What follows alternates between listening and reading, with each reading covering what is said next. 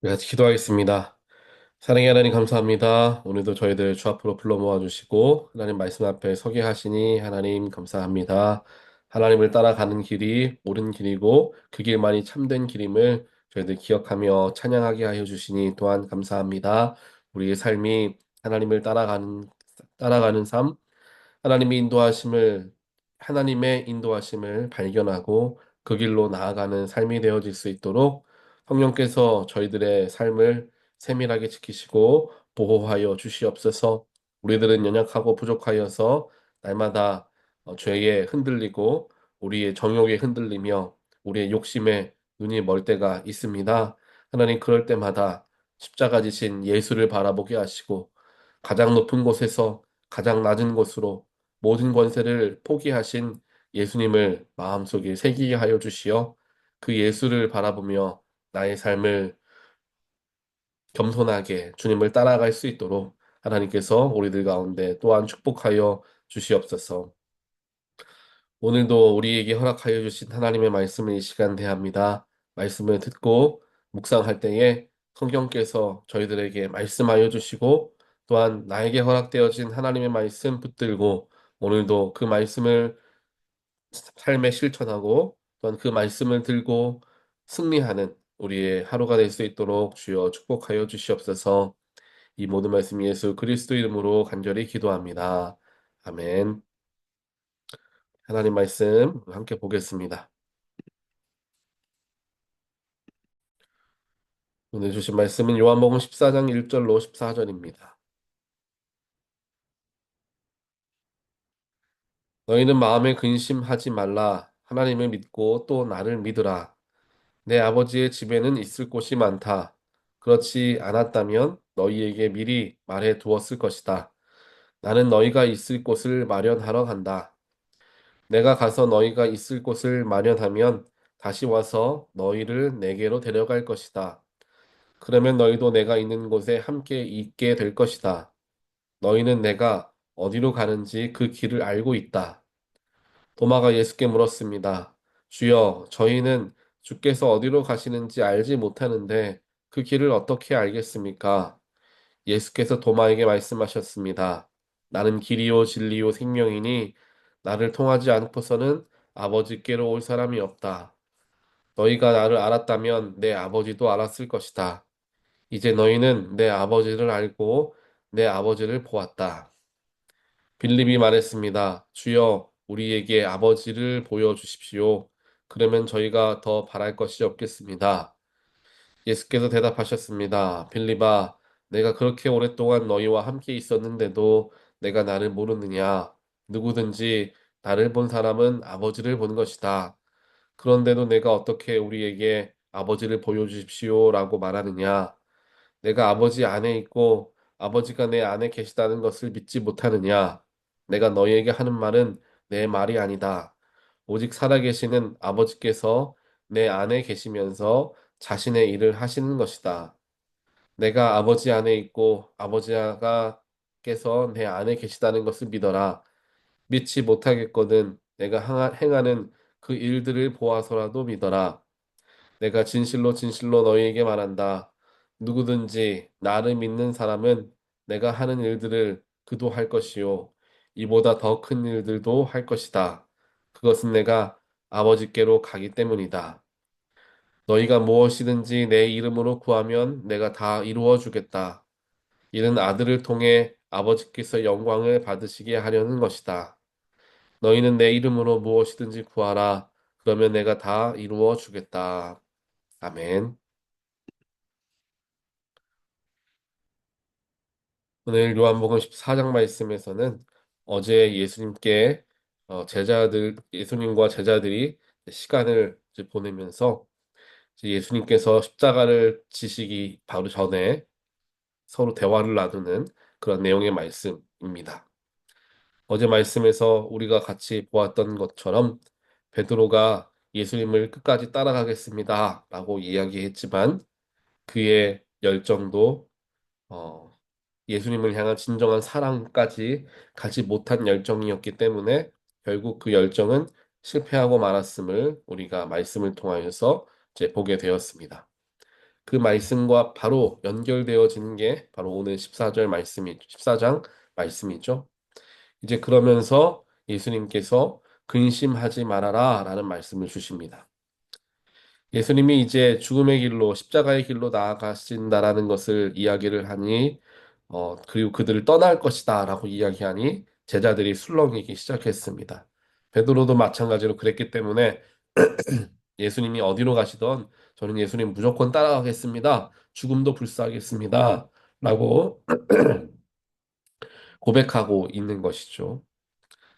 그렇게 불안해하는 제자들, 또 베드로는 넘어지게 될 것에 대한 예수님의 말씀들, 여기에 이어서 그 속에 이제 제자들의 마음속에 이제 근심이 찾아오기 시작하는 거죠. 예수님이 우리를 떠나시면 어떻게 하나? 우리는 예수님 한 분만 보고 여기까지 왔는데 갑자기 예수님이 사라지면은 우리는 어떻게 하나? 라는 마음이 그들 속에 가득 차기 시작했습니다. 베드로는 더 말할 것도 없을 것입니다. 내가 예수님 끝까지 따르겠다고 했는데 예수님이 그렇지 못할 거다. 너는 나를 배신할 거다. 라고 말씀하시는 말씀을 듣고 베드로가 배신감을 느꼈을 거예요. 어떻게 예수님이 나한테 저렇게 말씀하실 수 있나? 나는 예수님을 위해서 목숨까지도 걸 수 있는데 예수님은 어떻게 나를 저렇게 못 믿고 저런 말씀을 하시나? 베드로에게도 큰 상처가 됐을 수 있습니다. 그런 상황에서 술렁이는 제자들의 모습, 여기저기 이곳저곳에 근심과 또한 걱정이 틈타고 있는 바로 그때에 예수님께서 이제 오늘 말씀을 전해 주시죠. 너희는 근심하지 말아라 라는 거예요. 근심하지 말아라 라고 말하면서 하나님을 믿고 또 나를 믿어라 라고 말씀하시죠. 이것이 하나로 연결되어져서 우리가 생각해 볼 수가 있습니다. 즉, 우리가 마음에 근심하지 않게 되는 방법은 문제를 해결하는 것, 혹은 앞으로 생길 일에 대해서 철저하게 준비하는 것, 이러한 것이 아니라는 거예요. 아무리 내가 잘 준비하고, 내가 아무리 많은 것들을 잘 수고하고, 근심거리를 털어버리려 많은 세상적인 노력을 기울여도 그 근심과 걱정이 계속해서 따라다니는 게 우리 인간의 마음의 본성이죠. 그렇기에 예수님께서는 그게 아니다라는 걸 보여주시는 겁니다. 즉, 근심을 떠나가게 하기 위해서 우리가 해야 할 것은 하나님을 믿고 또 예수를 믿는 것, 예수와 하나님을 바라보고 믿는 것이 바로 근심을 이기는 방법이다라는 것을 이야기해주고 있습니다. 사실 이 말씀이 이번 주일에 주일에 함께 볼 말씀이기도 합니다. 본문은 물론 다르지만 근심을 걱정을 우리가 떨쳐버리는 법에 대해서 우리 주일 설교 시간에 같이 나누려고 하는데 오늘 말씀이 묵상하다 보니까 그거랑 또 비슷한 내용의 말씀인 것을 제가 보게 되었습니다.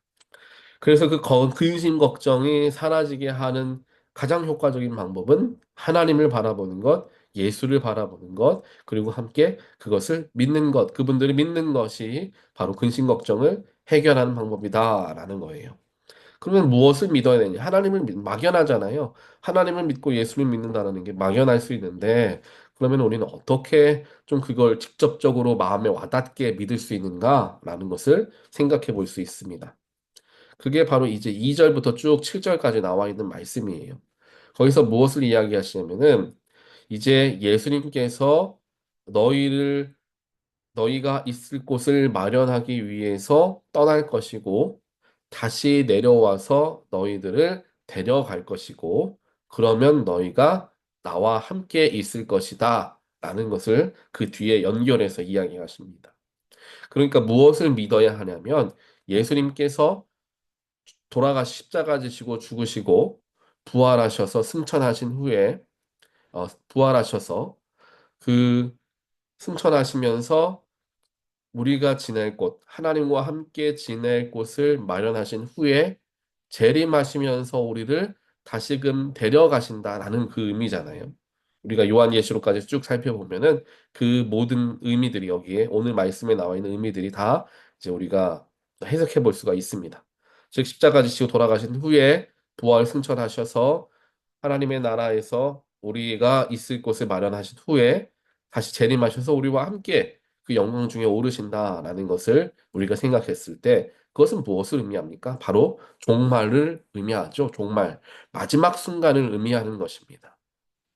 너희는 하나님을 믿고 나를 믿어라. 그 이야기 후에 마지막 종말의 때에 대해서 설명해 주시는 거예요.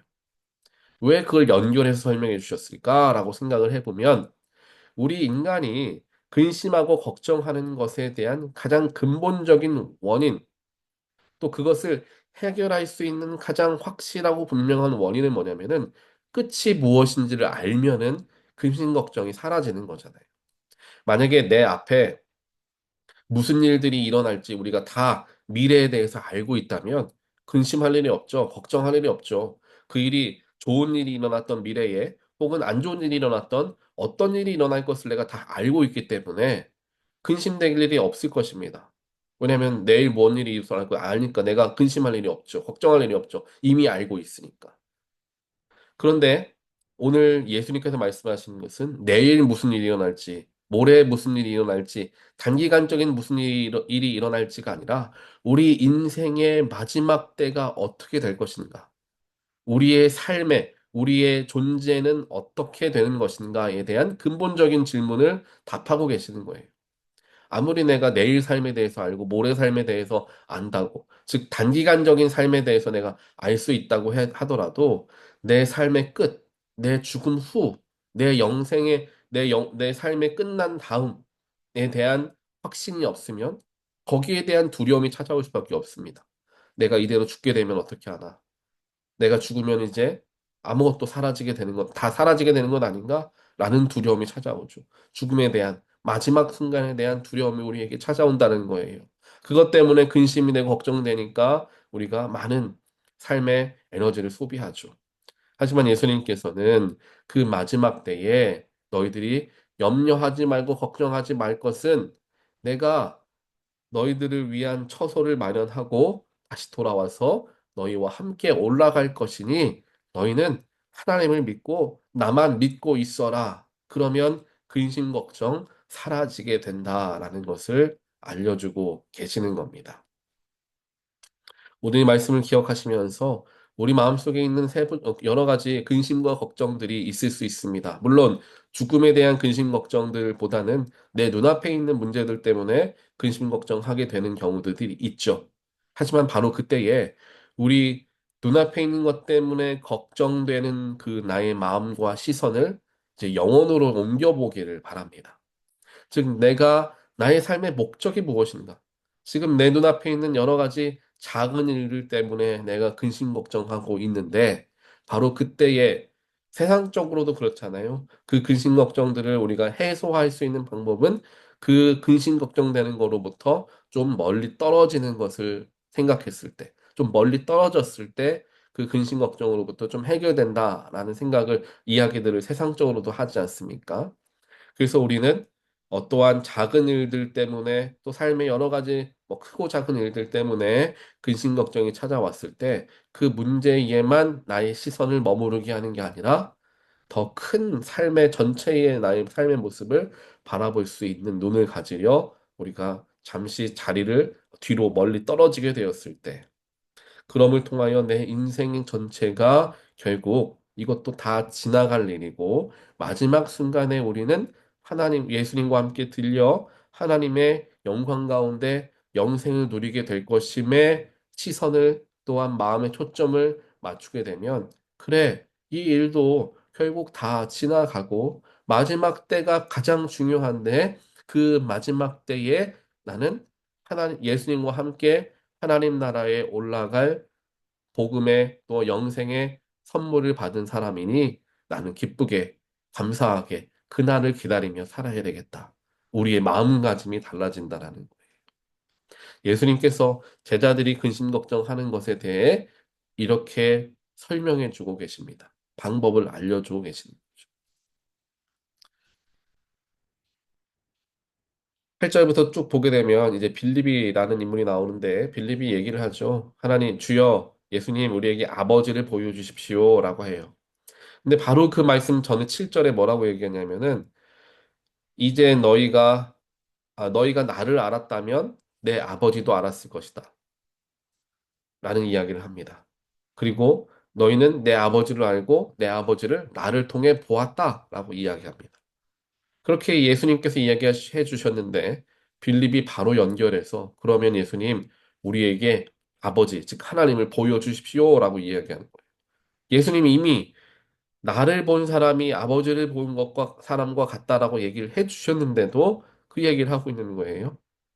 그러니까 예수님께서 구절에서 답답하셨는지 빌립아, 내가 너랑 그렇게 오랫동안 함께 있었는데 너는 내가 누구인지를 모르냐? 라고 질문을 하십니다. 그렇게 함께 오랫동안 3년이란 시간 동안 몸을 부벼가며 정말 같이 동고동락했는데 아직도 그걸 모르고 있느냐? 내가 하나님이고 하나님이 나라는 것. 하나님이 내 안에 계시고 나는 그 하나님의 뜻대로 살아가는 지금 사람인 것을 하나님의 아들이라는 것을 너는 아직도 모르느냐? 그렇게 오래 있었는데 라고 이야기하십니다. 천국에 대한 소망, 근심 걱정을 사라지게 하는 법, 예수 안에 거하고 예수를 통하여 하나님을 발견하는 그 모든 것들을 우리가 신앙생활을 하면서 배워가는데 오랫동안 신앙생활을 해도 그것이 내 마음속에 깊이 자리 잡지 못할 때가 있습니다. 머리로는 알고 있고 이해하고 있는데 그게 정말 나에게 위기로 찾아오거나 문제가 찾아왔을 때 그걸 가지고 힘으로 그 능력, 그 우리가 가진 신앙의 능력으로 그 문제를 해결하지 못하고 넘어지게 되는 경우들도 생기는 거죠. 아무리 주님과 가까이 있다 하더라도 내 마음이 다른 곳에 있고 내 시선이 다른 곳에 있으면 주님을 온전하게 바라보지 못하는 겁니다. 주일 예배 때도 그렇지 않겠습니까? 아무리 하나님의 거룩하심이 예배를 통하여 드러나도 내가 마음이 다른 곳에 있고 생각이 다른 곳에 있으면 하나님의 영광을 볼 수가 없는 것과 마찬가지일 겁니다. 그래서 우리의 삶의 전체를 통하여서 우리는 주님을 발견하고 주님의 길을 따르려 그 길을 바라보며 나아가는 것이 우리의 삶의 가장 중요한 부분이 되어진다라는 거예요. 세상에 여러 가지 우리의 마음에 때로는 기쁨도 주고 때로는 걱정과 슬픔도 주는 일들에 너무나 시선을 빼앗겨서 마음까지 빼앗기는 삶을 살아가는 것이 아니라 더 큰 그림을 가지고 내 인생 전체를 다스리시고 마지막 목적지까지 나를 인도하시는 하나님, 예수님, 성령님을 바라보며 나아갈 때 우리의 삶의 진정한 의미를 발견하게 되고 그 속에서 작은 일들에 일희일비하지 않는 그러한 굳건하고 흔들리지 않는 삶을 우리가 살아가게 될 줄 믿습니다. 오늘 말씀을 기억하시면서 혹시 우리 마음속에 근심 걱정들이 있다면 어떤 일들 때문에 근심 걱정들이 있다면 그 문제들 다 내려놓고 나의 삶 전체를 부르신 하나님 나의 삶을 전체를 인도하시고 선한 길로 이끄시고 중국에는 천국까지 우리를 인도하실 하나님. 그분을 바라봄을 통하여 내 인생에 내 인생은 참 축복받은 삶 인생이다. 나는 하나님께 들림받은 인생이다. 라는 마음을 나는 더 넓고 더 높은 그런 시선으로 우리의 삶을 한번 바라보게 되는 저와 여러분 되시기를 주님의 이름으로 간절히 축원드립니다. 같이 기도하겠습니다. 사랑의 하나님 감사합니다. 오늘 말씀을 통하여서 우리가 삶의 작은 일들에 붙잡혀서 혹은 다 지나갈 일들에 붙잡혀서 근심하고 걱정하고 염려하였던 우리의 연약함을 발견케 하시니 하나님 감사합니다. 그렇습니다. 우리는 이렇게 언제든지 넘어질 수밖에 없는 연약한 존재입니다. 그렇기에 하나님의 도우심과 인도하심이 늘 필요합니다. 하나님께서 오늘 어떻게 근심 걱정을 이길 수 있는지 예수님의 말씀을 통하여 알게 해주시니 감사합니다. 우리가 작은 것에 또한 없어지고 시간 지나면 사라질 것들에 시선을 빼앗겨서 그게 마치 나의 삶의 전부인 양 생각하며 살아가기보다는 나의 인생 전체를 바라보며 나의 존재 자체를 바라보며 나의 삶을 결국에 복된 길로 인도하시고 하나님께 이끌어 가실 예수님을 믿은 그 축복으로 말미암아 나의 삶이 나의 일상이 행복해지는 그러한 삶이 되어진다는 것을 깨우치고 하나님께 더 마음을 드리고 그 속에서 감사와 기쁨을 누리며 살아가는 우리 모두가 될 수 있도록 주여 축복하여 주시옵소서. 우리에게 만약 근심 걱정되는 많은 문제들이 있다면 주님 그것으로부터 해방되게 하시고 자유하게 하여 주시어 주님의 능력 안에서 기쁨과 감사를 누리는 모든 분들 될 수 있도록 하나님께서 한 영혼 한 영혼 붙들어 주시고 그들과 동행하여 주시옵소서. 이 모든 말씀 예수 그리스도 이름으로 간절히 기도합니다. 아멘.